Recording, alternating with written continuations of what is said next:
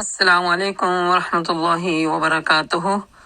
Welcome back to my channel light of Islam, اس دعا کے ساتھ کہ اہلم و سہلم و مرحبا، یا رب بنا دے ہم سب کو اہل القرآن و اہل التقوی و مغفرہ۔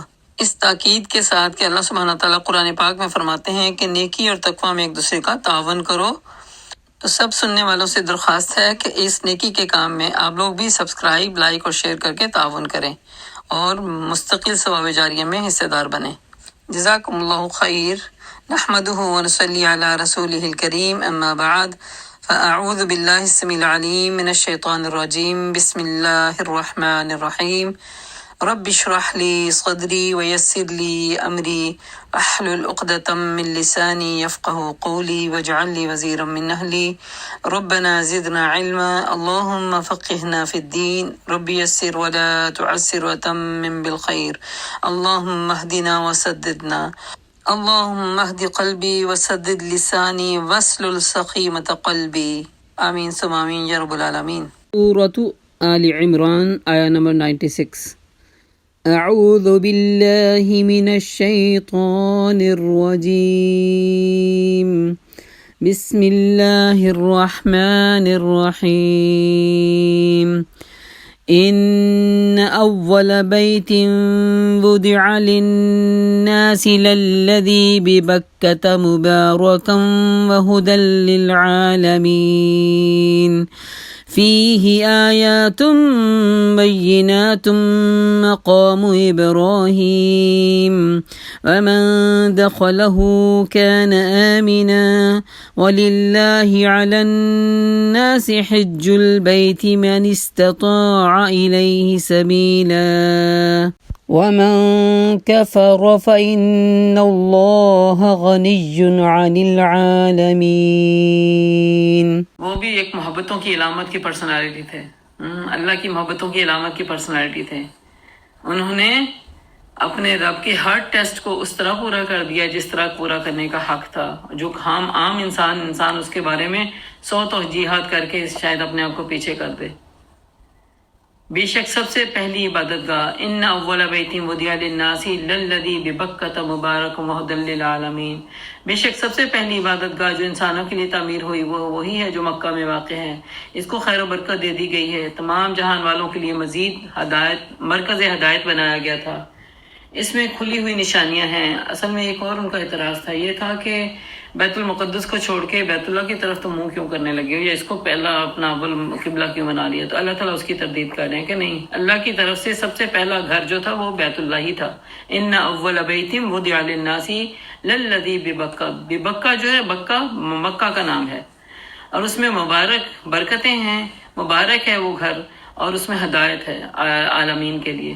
اس گھر کا سفر کرنے سے جو سکینت اور رحمت اور نور ملتا ہے نا، وہ انسان وہی پا سکتا ہے جو وہاں جاتا ہے۔ اور اس میں پھر فیہ آیات بینات، بڑی کھلی نشانیاں ہیں۔ سب سے بڑی بات ہے مقام ابراہیم ہے، اور بہت سارے شاعر اللہ ہیں۔ ومن دخلہ کان آمنا، جو کوئی بھی اس میں داخل ہوا وہ دراصل امن میں آ گیا۔ اور اللہ کے لیے ہے حج کا کرنا لوگوں پر، اس گھر تک کا پہنچنے کی استطاعت جو رکھتا ہے وہ اس کا حج کرے، اور جو کوئی اس کی حکم کی پیروی سے انکار کرے گا اسے معلوم ہونا چاہیے کہ اللہ تمام دنیا والوں سے بے نیاز ہے۔ تو حج صاحب استطاعت پر فرض ہے، اور حج کا سفر دراصل اللہ کے قرب کو پانے کا سفر ہے، اللہ کی محبتوں کو پانے کا سفر ہے۔ اور اللہ کے نبی صلی اللہ علیہ وسلم نے اس کے بارے میں فرمایا کہ اللہ کے گھر کے لیے، حج یا عمرہ کے لیے تمہیں بار بار سفر کرنا چاہیے، کیونکہ یہ فقر و محتاجی کو ختم کرنے والا ہے۔ جس طرح سونے اور چاندی کو بھٹی سے نکھارا جاتا ہے نا ڈال کے، اسی طرح انسان بھی اس میں جا کے نکھرتا ہے، اور وہاں جا کے انسان کو سب سے زیادہ بڑھ کے سکون، اطمینان قلب اور سکینت ملتی ہے۔ میں دعا کرتی ہوں اللہ تعالیٰ ہم سب کو نیت بنا لیں، بس اللہ تعالیٰ دیکھیں نیتوں سے بھی اجر رکھتے ہیں نا، نیت بنا لیں کہ اللہ تعالیٰ اس گھر کا سفر بار بار ہمیں عطا کرے۔ جب زندگی میں انسان کا ٹارگٹ، انسان کا مشن اللہ کی رضا بن جاتی ہے نا، تو پھر اس میں سیونگ بھی شروع ہو جاتی ہے نا۔ پھر کر سکتا ہے انسان. تو اللہ پاک اپنے گھر کا بار بار کا سفر دے. لیکن جو لوگ فرسٹ ٹائم بھی استطاعت ہونے کے باوجود بھی اللہ کے گھر کا حج کا سفر نہیں کر سکے، ان کے لیے وعید بھی ہے. آپ نے فرمایا جو شخص مر جائے اور حج نہ کرے، یعنی استطاعت کے باوجود وہ اللہ تعالیٰ کو اس کی کوئی پرواہ نہیں ہے کہ وہ چاہے یہودی ہو کے مرے یا عیسائی ہو کے مرے. یہ بنیاد تھی نا ہمارے اسلام کی. تو یہ بنیاد ہمارے اوپر فرض کے درجے میں اگر ہم استطاعت رکھتے ہیں. اور کسی بھی فریضے کا انکار جو ہے وہ کیا ہوتا ہے؟ کفر. ومن کفر فإن اللہ غنی عن العالمین. جو اس سے انکار کرتا ہے نا، کفر کرتا ہے، اللہ کو اس کی کوئی پرواہ نہیں ہے.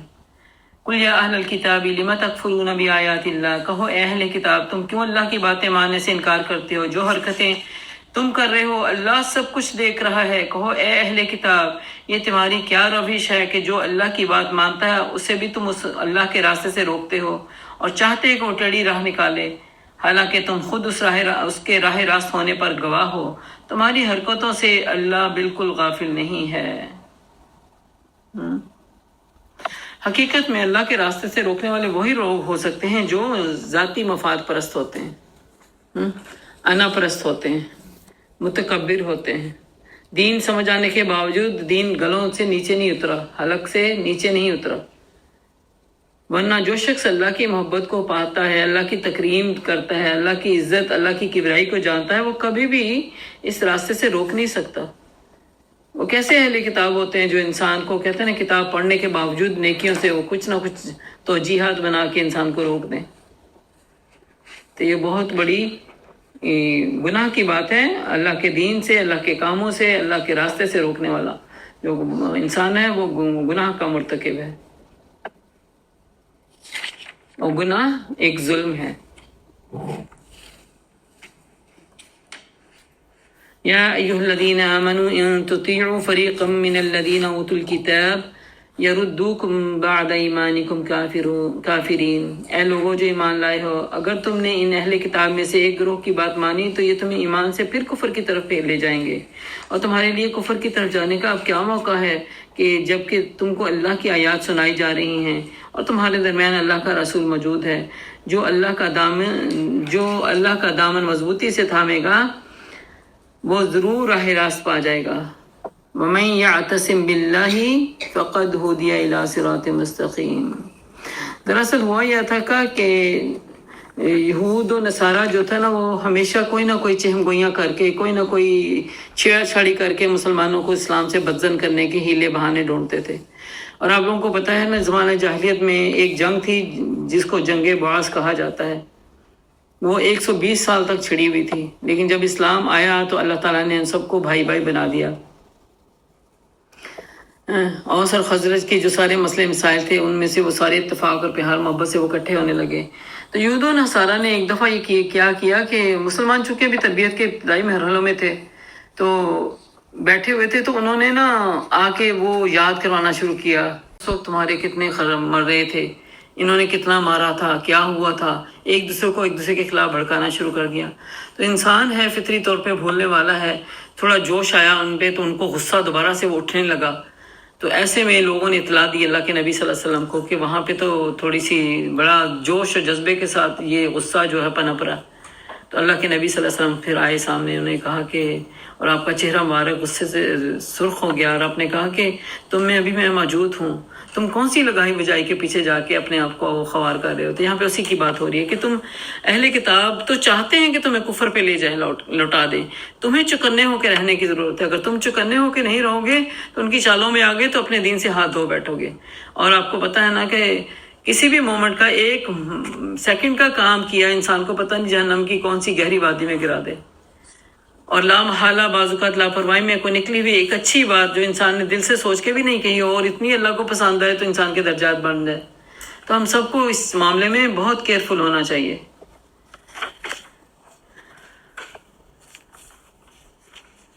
اور سب سے بڑی بات ہے وَمَن يَعْتَصِم بِاللَّهِ فَقَدْ هُدِيَ إِلَىٰ صِرَاطٍ مُسْتَقِيمٍ.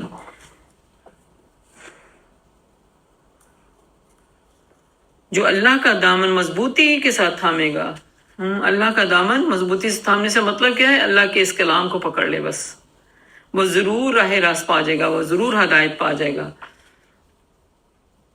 یا ایھا الذین آمنوا اتقوا اللہ حق تقاتہ ولا تموتن الا وانتم مسلمون۔ اے لوگوں جو ایمان لائے ہو، اللہ سے ڈرو جیسا کہ اسے ڈرنے کا حق ہے۔ تم کو موت نہ آئے مگر اس حال میں کہ تم مسلم ہو، یعنی فرما بردار ہو۔ سب مل کر اللہ کی رسی کو مضبوطی سے پکڑ لو اور فرقوں میں نہ پڑو، تفرقہ نہ کرو۔ حق تقاتی کا جو مطلب ہے نا، ابن مسعود، قتادہ، اکرمہ سب کہتے ہیں کہ اللہ سے ڈر جا، اللہ سے ڈرا جائے جس طرح کے ڈرنے کا حق ہے، اور اللہ کا ذکر و شکر کیا جائے جس طرح کے کرنے کا حق ہے۔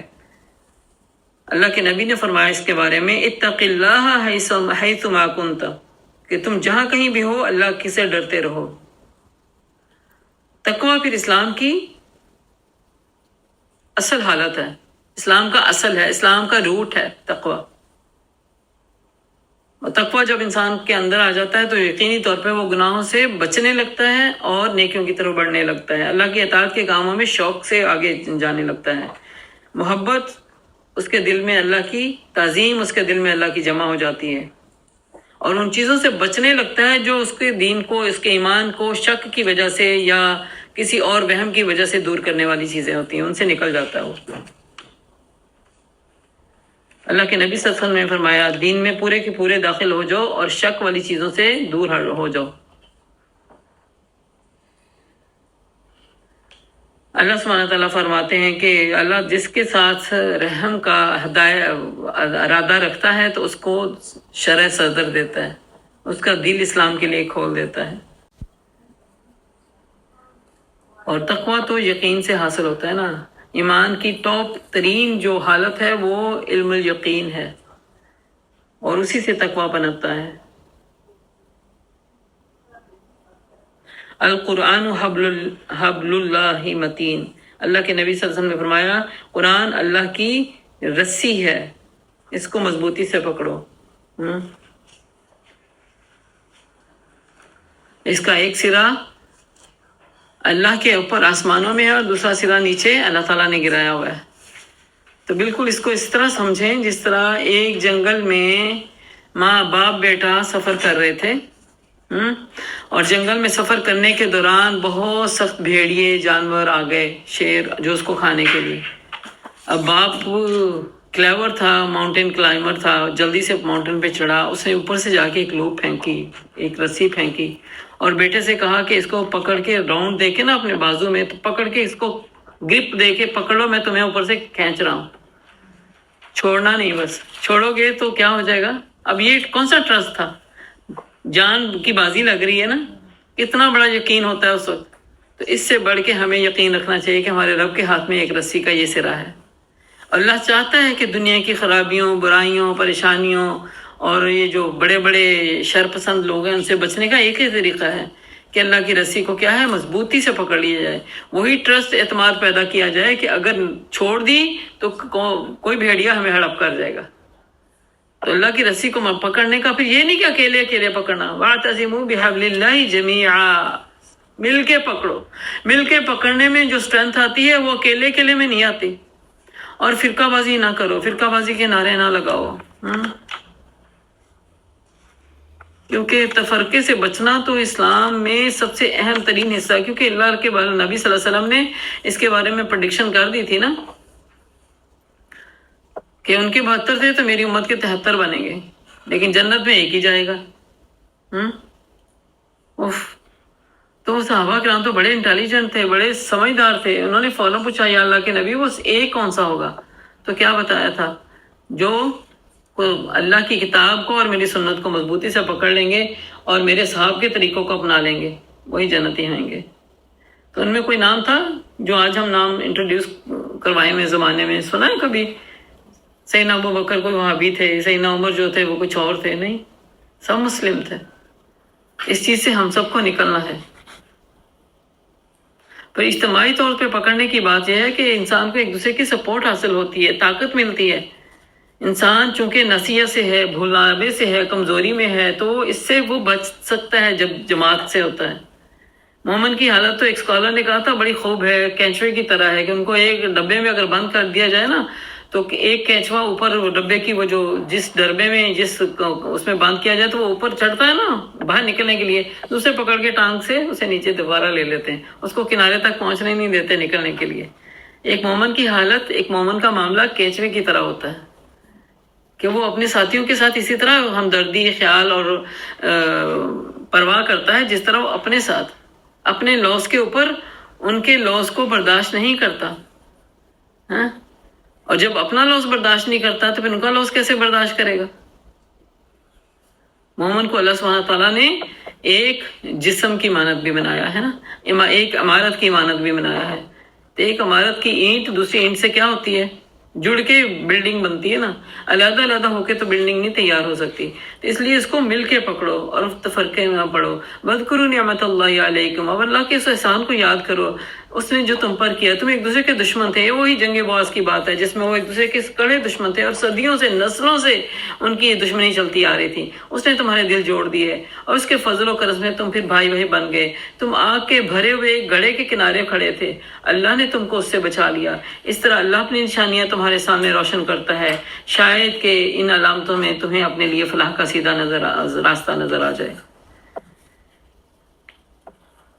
اللہ تعالیٰ نے تو کھول کھول کے ہمیں اللہ تعالیٰ نے اپنا تقرب دینے کے لیے آیات نازل کی ہیں۔ کل میں نے آیات تلاوت کی تھی نا، وہ الذی یؤتی مالہ یتزکیٰ، اس میں ریفرنس دینے میں مجھے لگتا ہے میں غلطی کر گئی ہوں، جو کہ ظاہر بلاوے کی وجہ سے ہی، حالانکہ میرے مائنڈ میں سورت وہی چل رہی تھی، سورت لیل کا تھا والا، وہ اس کو میں تصفیہ کر رہا ہوں، میرا خیال میں نے سورت اعلیٰ کہہ دی تھی۔ تو یہ ایک اچھی، تو کہتے ہیں اسلام کی اچھی نشانی یہ ہوتی ہے کہ آپ سے کوئی غلطی ہو جائے، انسان ہے، ہمارے مائنڈ میں صفحہ پیج سورت کلیئر تھی، بولنے میں مجھے لگا وہ غلطی ہو گئی ہے، اور اس کو پھر میں نے جسٹیفائی کیا تھا۔ بہو آئی ہوئی تھی نا بیٹی، تو ان سے پوچھا تھا تو وہ کہتی مجھے لگتا ہے آئلہ کہا تھا آپ نے، حالانکہ میں اپنے آپ کو سن تو نہیں پائی ابھی۔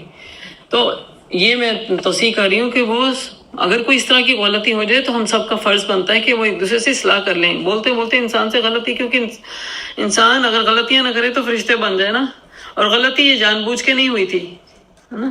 زبان کی بعض اوقات ہوتا ہے نا کہ آپ کا مائنڈ چل رہا ہے کسی اور چیز میں، لیکن ہے کہ اچانک سے وہ ورڈ منہ میں کچھ اور آ گیا، تو بہرحال تو وہاں پہ یہ اللہ تعالیٰ نے وہاں پہ بھی ہمیں بتایا ہے کہ جو اللہ کے بندے ہوتے ہیں وہ اللہ کی رضا کو پانے کے لیے اپنا سب کچھ خرچ کر دیتے ہیں۔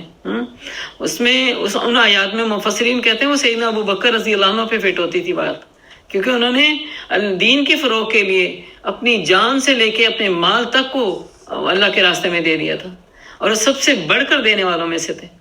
وَلَسَوْفَ يَرْضَىٰ، اللہ تعالیٰ کہتے ہیں اب عنقریب اس کو میں راضی کر دوں گا، جس نے اتنا بڑھ کے اور ہمیں پتہ چلتا ہے حدیث سے کہ بغیر حساب کے جن کو سب سے پہلا انسان جن کو داخل کیا جائے گا سیدنا ابو بکر رضی اللہ عنہ۔ تو اللہ سبحانہ تعالیٰ ہمیں بھی سیدنا ابو بکر جیسا بنا دے۔ حالانکہ سیدنا عمر کی جو پرسنالٹی تھی وہ اور سٹرونگ، اور طرح کی کھڑی پرسنالٹی تھی، لیکن حدیث سے پتہ چلتا ہے حساب شروع ہی ان سے ہونا ہے، اور خاص طور پہ جو عام مومنوں میں عوام الناس میں سے حساب ان سے شروع ہوگا جو کہ جنہوں نے دنیا میں حفظ بھی کیا ہوا تھا، دنیا میں قرآن کو سمجھتے بھی تھے، بڑی سخاوت کے کام بھی کرتے تھے۔ اللہ ان کو بلا بلا کے پوچھے گا بتاؤ کس لیے کیا تھا؟ اللہ تیری رضا کے لیے گئے، تو جھوٹ بولتا تو لوگوں کے لیے واہ واہ کے لیے کیا تھا۔ اسی طرح اس مفسر سے پوچھا جائے گا بولو بتاؤ دین کو کس لیے سیکھا سکھایا، وہ کہے گا اللہ تیری رضا کے لیے، اللہ کہے کہ جھوٹ بولا تو نے۔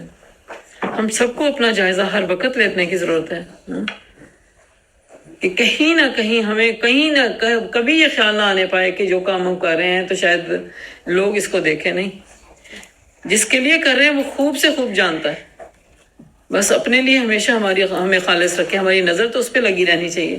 اسی طرح سخی سے بھی پوچھا جائے گا بتاؤ سخاوت کیسے کی، کس لیے کرتے تھے؟ ڈونیشن کا جب نعرہ لگایا گیا تھا تم نے سب سے بڑھ کے ڈونیشن دی تھی نا، تو کس لیے دی تھی؟ اللہ تیری خاطر۔ کہیں گے اللہ نے جھوٹ بولا تم نے تو صرف اس لیے دی تھی کہ تاکہ لوگ تیری واہ واہ کریں۔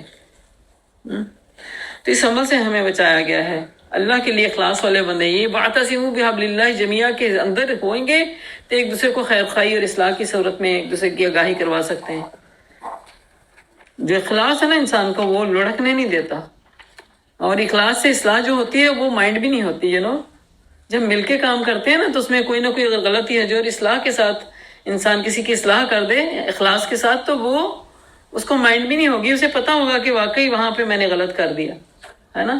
اور خاص طور پہ سم ٹائم میں کہتی ہوں جو اللہ کانشیس بندے ہوتے ہیں نا تو ان کو تو اپنے ایک ایک رویے کا اطلاع خود ہی اللہ دے دیتا ہے کہ کہاں کہیں غلط کر دیا، تو ان کو ریپینٹ کی توفیق بھی مل جاتی ہے۔ تو اللہ تعالیٰ ہمیں سچی توبہ کرنے کی توفیق عطا فرماتا رہے، ہمیشہ ہم اس پہ قائم رہیں۔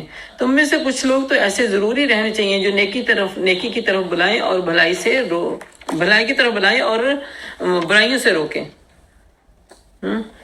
یأمرون بالمعروف وینہون عن المنکر واولئک هم المفلحون، یہ ہیں سب سے زیادہ فلاح پانے والے، اور یہ سب سے بڑا اعلیٰ مشن ہے۔ گو کہ یہ جو بڑا مشن ہے نا یہ اللہ تبارک تعالیٰ نے ان لوگوں پہ خاص الخاص کیا ہے جو کہ عوام الناس کے لیے ہے۔ ایک گروپ تو ایسا ضروری ہونا چاہیے جو کہ اس کام پہ متعین ہو، ساری دنیا کے کام چھوڑ کے اس پہ متعین ہو، اور سارے اس پہ متعین نہیں ہو سکتے لیکن سارے انفرادی طور پہ معروف کا حکم دینے والے اور نہیں عن المنکر کرنے والے ہوئیں گے تو وہ داعی اللہ بنیں گے، کیونکہ اللہ سبحانہ تعالیٰ نے ہم میں سے ہر ایک فرد کو کہا کہ ہر ایک دوسرے پہ اس کا داعی ہے۔ شوہر ہے تو اپنی بیوی پہ داعی ہے، اللہ پوچھے گا ان سے، بیوی اس کے مال پہ، اس کے اولاد پہ، اس کے گھر پہ داعی ہے تو اللہ اس سے پوچھے گا۔ تو ہم ایک دوسرے کے لیے ہم اللہ کے پریزنٹر ہیں، ہر ایک انسان اللہ تعالیٰ کا پریزنٹر ہے، تو ہم سب کو چاہیے کہ معروف ہو۔ بس سم ٹائم کیا ہوتا ہے کہ کسی معروف کو ہم بتانے میں جھجک جاتے ہیں مربت کے مارے کہ کہیں یہ مائنڈ نہ کر جائے، اور اس کے پاس لا علمی کی وجہ سے وہ غلط کر رہا ہوتا ہے، یہاں تک کہ کبھی وہ بات پتہ چلتی ہے تو اسے اتنا ریگریٹ ہوتا ہے اور ہم اس کے برابر کے جرمدار نہیں ہوئے پھر، ہے نا۔ اور معروف کا حکم دینا تو میں سمجھتی ہوں کہ الحمدللہ قدر آسان ہے کہ اخلاص اور خیر خواہی سے، پیار محبت سے انسان موقع محل کی مناسبت سے بتا سکتا ہے۔ منکر سے منع کرنا بہت مشکل ہے، وہ تو سیدھی لڑائی اور سیدھی جنگ ہے۔ کوئی برا کام کر رہا ہو آپ جا کے کہہ دیں یہ نہیں الاؤڈ، اس کو تو کیسے، یا پھر آپ پی کے بیٹھے رہیں گے تو پھر اس کا مطلب ہے کہ آپ انہی میں سے شامل ہو جائیں گے۔ تو اللہ سبحانہ تعالیٰ نے یہاں پہ کامیاب ہونے کے جو ٹیکنیک بتائی ہے وہ یہی ہے کہ نیکی طرف بلانا چاہیے اور بھلائی کا حکم دینا چاہیے اور برائی سے منع کرنا چاہیے۔ تین کام کرنے والوں کو اللہ تعالیٰ نے کیا کہا ہے؟ وَأُولَئِكَ هُمُ الْمُفْلِحُونَ۔ فلاح چاہیے، ہم سب کو کامیابی چاہیے۔ یہ تین کام، نیکی کے کاموں کو اڈاپٹ کرنا ہے، نیکی کے کاموں کو کبھی جانے نہ دیں ہم، چھوٹی سے چھوٹی نیکی بھی کیوں نہ ہو، اللہ تعالیٰ ہمیں سب کو توفیق دے، شعوری زندگی دے۔ ہم کسی کا کہتا ہے نا کوئی بیچارے کی کمر میں درد ہے، نیچے ہو کے پاؤں میں جوتا نہیں پہن سکتا، وہ جوتا ہی پہنا دیا ہم نے نیچے ہو کے، اس کے لیے کوئی عزت میں فرق نہیں آ گیا۔ یہ ایک نیکی ہے، بہت بڑی نیکی ہے، چاہے وہ ہم سے کتنا ہی چھوٹا کیوں نہ ہو، یا چاہے ہم سے وہ کتنا ہی وہ کہتا ہے نا کہ رتبے میں آگے ہو یا پیچھے ہو، ڈزنٹ میٹر، وہ نیکی ہے۔ بعض اوقات انسان کی انا مجروح ہوتی ہے نا، وہ کہتے کہ میں کروں ان کے لیے، انہوں نے تو فلاں ٹائم میرے لیے ایسا اور ایسا کیا۔ نہیں، نیکی کو جو سمجھدار عقل والے لوگ ہیں وہ کبھی ضائع نہیں ہونے دیتے۔ پھر معروف کا حکم دینا اور نہیں سے ینہون عن المنکر، یعنی برائی سے منع کرنا، اس کے لیے بھی دعا بھی سکھائی گئی ہے نا ہم سب کو، اللہم انی اسألک فعل الخیرات وترک المنکرات وحب المساکین وان تغفر لی وترحمنی وَإِذَا أَرَدْتَ فِتْنَةَ قَوْمٍ فَتَوَفَّنِي غَيْرَ مَفْتُونٍ، کہ اللہ ہمیں نیک کاموں کی محبت دے دے، برائیوں سے منع کرنے والا بنا دے، مساکین سے محبت دے دے، ہم پہ بخشش فرما، ہم پہ رحمت فرما، اور جب تو ارادہ کرے کسی قوم کو فتنے میں ڈالنے کا تو ہمیں اس سے بچا دے، اس سے پہلے ہمیں موت دے دے۔ تو جو ایکٹیولی خیر کے کام کرنے کے لیے لگ جاتے ہیں نا، اللہ تعالیٰ ان کو پھر دکھاتا ہے راستے، کیسے کیسے کہاں نیکیاں کمانی ہیں۔ وآخر دعوانا الحمدللہ رب العالمین، اس دعا کے ساتھ کہ یا رب جو کچھ ہم نے سیکھا سمجھا پڑھا اس پہ عمل کی توفیق عطا فرما، اور جو غلطی ہوگی ہے اسے درگزر فرما اور ہمارے سینوں سے اس کو دور ہٹا دے۔ یا اللہ تقوی عطا فرما، یا اللہ قرآن تیری رسی ہے، اس کو مضبوطی سے پکڑنے کی توفیق عطا فرما۔ یا اللہ ہمیں تفرقوں سے بچا، ہمیں فرقوں سے بچا، یا اللہ ہمیں پکے مسلمان بنا دے۔ یا رب امر بالمعروف و نہی عن المنکر کرنے والا بنا دے۔ یا اللہ مفلحون میں ہمارا نام لکھ دے۔ یا اللہ تو ہم سے راضی ہو جا، اور مل کر قرآن سیکھنے سکھانے کی اس کوشش کو اللہ پاک قبول فرما۔ آمین ثم آمین۔ ربنا تقبل منا انک انت السمیع العلیم وتب علینا انک انت التواب الرحیم۔ سبحانک اللہم و بحمدک نشہد ان لا الہ الا انت نستغفرک و نتوب الیک۔ السلام علیکم ورحمۃ اللہ وبرکاتہ۔